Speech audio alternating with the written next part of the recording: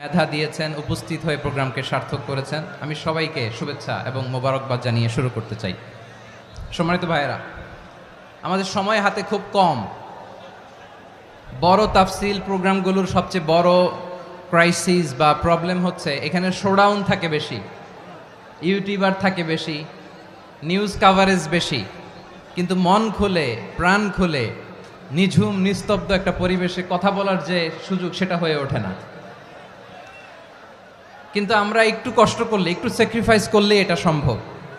আমি শুরুতে হাত জোর করে আল্লাহর ওয়াস্তে আপনাদেরকে চুপ থাকতে বলেছি। কোনো ভলান্টিয়ার্স আপনাকে বলবে না, একজন আরেকজনকে বলবে না, একে অন্যকে বলার দরকার নাই, থামো সরো, জায়গা নাই, কিছু বলার দরকার নাই। শুধু চুপ থাকতে হবে মেহেরবানি করে কয়েকটা মিনিট। আল্লাহর ওয়াস্তে যদি মেহেরবানি করে চুপ থাকতে পারেন, কয়েকটা কথা শেয়ার করবো ইনশাআল্লাহ। এদিকে চুপ হয়ে গেছে মাশাআল্লাহ।